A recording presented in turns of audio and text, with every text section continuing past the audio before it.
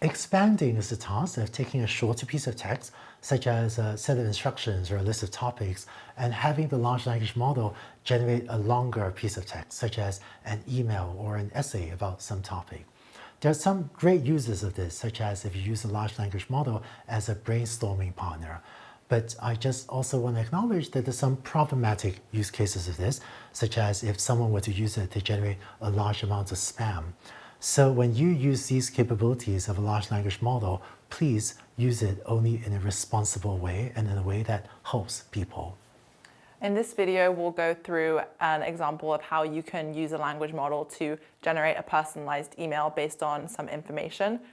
The email is kind of self-proclaimed to be from an AI bot, which, as Andrew mentioned, is very important.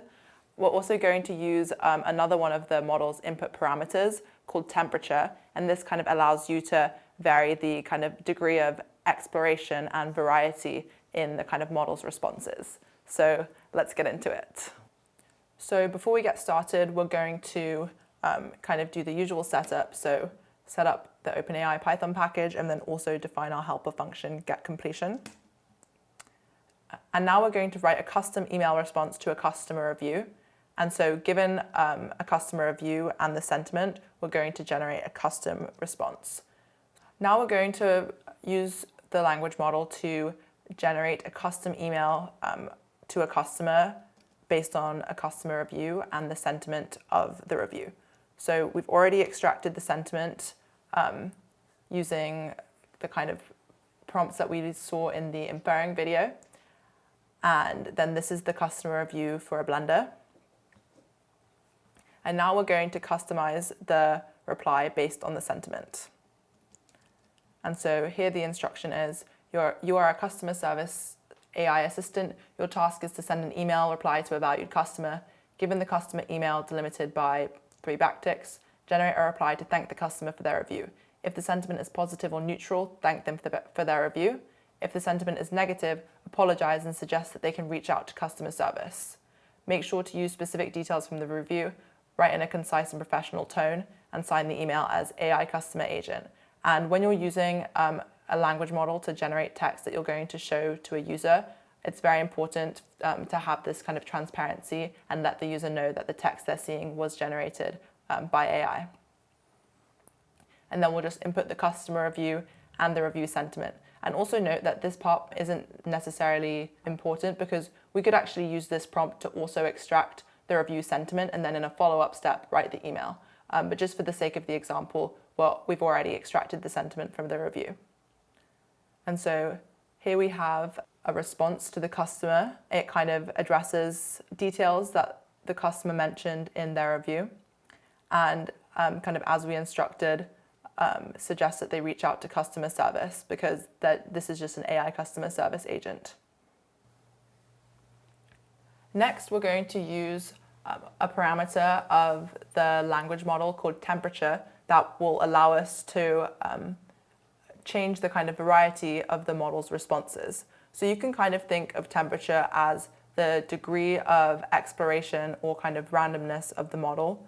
And so for this particular phrase, my favorite food is, the kind of most likely next word that the model predicts is pizza, and the kind of next to most likely it suggests are sushi and tacos. And so at a temperature of 0, the model will always choose the most likely next word, which in this case is pizza. And at a higher temperature, it will kind of also choose one of the less likely words, and at an even higher temperature, it might even choose tacos, which only kind of has a 5% chance of being chosen.